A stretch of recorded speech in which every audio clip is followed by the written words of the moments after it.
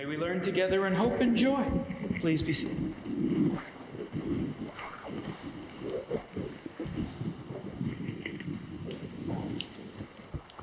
I imagine that for most of us, probably for all of us, and I would include myself surely in this, there are things that we thought or that we believed when we were children that we have grown as we have aged and matured and experienced life to look at and say, I'm not sure I had that quite right when I was 6 years old. So, for example, when I was a child, I believed that the Ohio State Buckeyes were the best football team in the Big Ten. And now that I have grown older and wiser and more experienced, I recognize they're not the best team in the Big Ten. They're the best team in all of college football, see? So, you grow and you mature and you... I know. It's a stretch most years. And that's true in many realms of life. It's true when it comes to the faith. It's true when it comes to religion. When I was a child, I had a belief, and I don't know if this was taught to me or if it was just how I understood things, but when I thought about the Christian faith, I thought, in a nutshell, that if you believe the right things, or you do the right things, or you do and believe the right things, that when I died, I would go to heaven. That's probably not too foreign to what you have heard described as religion very often. Yes, I think that matches how many people think about religion when they're children. I think it matches how many people think about religion when they're an adult. And I remember reading from a gentleman named N.T. Wright, who you may or may not have heard of. He's a bishop in the Church of England, a historian. I'll leave it at that. And he talks about this as well. In his childhood, he believed these things. But as he grew older, and as I've grown older, we followed a similar path of understanding that what God is interested in and what Christ came to this world for is something much more than simply that when I die, I will go to heaven. Now, I am not going to argue against that at all. But what I will say is that Christ came to this world for something much more than that. It isn't simply that we get married so that we can at some point celebrate our 50th anniversary. We get married so that we can enjoy and experience life more fully from now until then. It isn't that we live on earth and heaven is some faraway place that when we die, we leave this place and go there. The message, the mission of Jesus, and expressed in the Christian Testament, is that heaven, in a very important way, has come down to earth. And if we follow in faith, if we follow the example of Christ, we, in our living, bring heaven to earth. Now, what in the world does that have to do with anything that we've heard from the Scriptures so far? I bring all of this up because it would be tempting to read these stories and say, here is an example of how we can gain faith and strength by looking towards the future and being in heaven there. But I think if we appreciate that the mission of the gospel is to bring heaven and earth together, we might read it differently and, I dare say, fruitfully. Our first reading tells the story of a man named Stephen.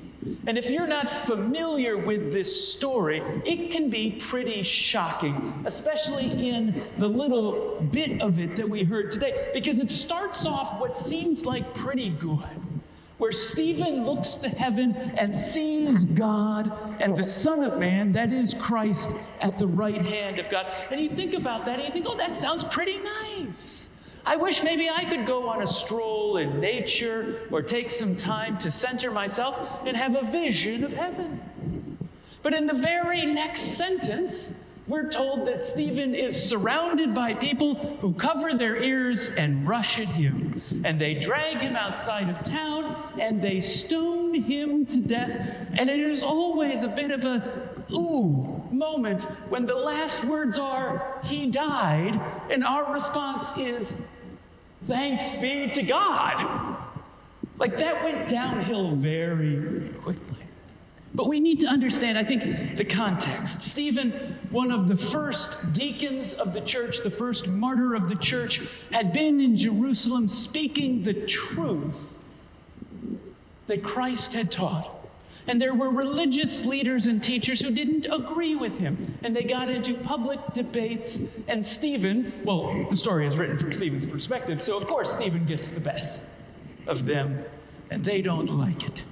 And so they hire some people to stir up trouble. They hire some people to raise false accusations against Stephen, and he is arrested and he is brought to trial. Does this sound familiar to what we heard a couple of weeks ago? But Stephen is given the opportunity to make an apology, to make a defense. And he looks at his accusers in this defense, those who hold his very life in their hands, and he says, and I quote from the Acts of the Apostles, "You stiff-necked people, uncircumcised in heart and ears, you are forever opposing the Holy Spirit, just as your ancestors used to do."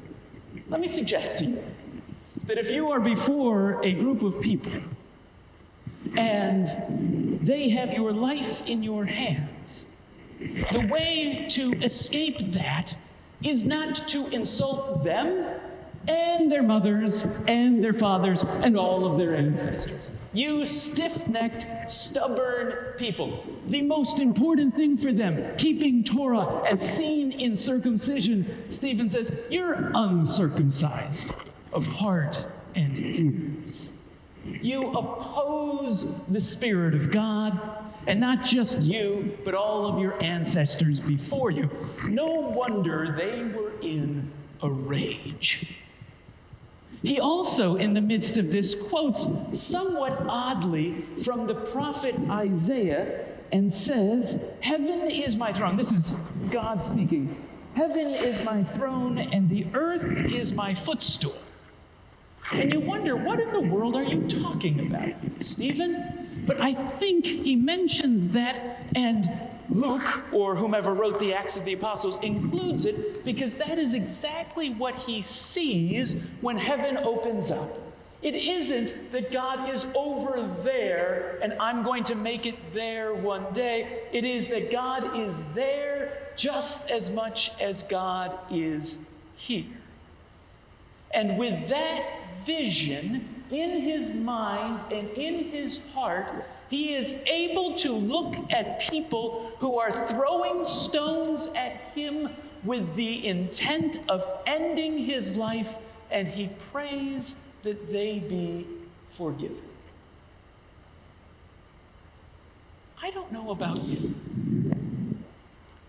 but I can think of very few times when I have done something hurtful, really awful to someone, and they have forgiven me.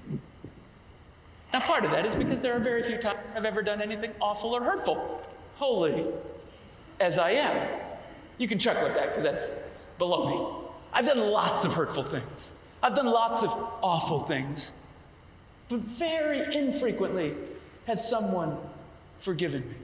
I have apologized a lot in my life because I've done a lot of things that deserve apologies.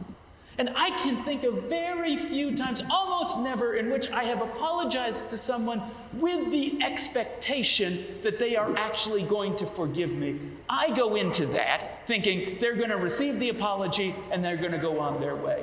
And I'm going to at least feel better about myself. Am I alone in that? Maybe. I think, though, of all of those times in which I have done something hurtful and someone has forgiven me, every single one of those times, I have looked at that experience and thought, this is extraordinary. This person is doing something extraordinary, something I might even call supernatural. Because at least for me, those times that I have been truly forgiven and seen it in their eyes, that they have found it within themselves or from without themselves to forgive me, those are times I can point to in my life and say, heaven and earth came together. It doesn't take a keen observer to look out at this world of ours and see that there are gulfs between us. There are breaches between us. There are fractures between us on a societal level, on a national level, on an international level. Am I the only one that's noticed this? Have you seen this? And I don't know what we do with that. I don't know the best way forward.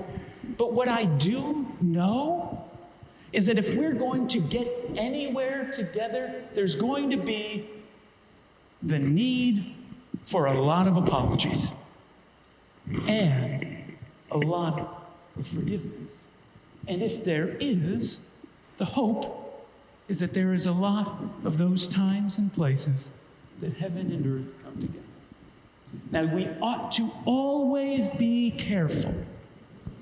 If anyone ever looks at you and wags their finger or points at you and says, you need to forgive, what you ought to do to them is tell them to buzz off or use your words of choice. Because no one, not any authority, ought to look at you and tell you, you must forgive. I'm not telling you that. You may feel that way, but that's between you and God. It is a misuse, nigh even an abuse of spiritual authority to tell you that you must forgive, because there are times in which you should and times in which you shouldn't. And who the heck am I to tell you that? So I will simply stand here and say, I know for me, there is some forgiveness that I need to offer. And there's a whole lot more for which I need to be forgiven. And if we lean into that a little bit, I think that we will experience heaven come to earth. There's a little detail in this story that is easy to miss. There is a young man who is holding the coats of those who are stoning Stephen, a man named Saul of Tarsus, who is St. Paul. And I don't know if this is the moment, or if it all waited until the Damascus Road. But I suspect that this experience planted a seed in his mind and in his heart, maybe in his spirit, that bore fruit later on. That is the power of forgiveness. May it bear fruit in us as well. In the name of the Father, and the Son, and the Holy Spirit.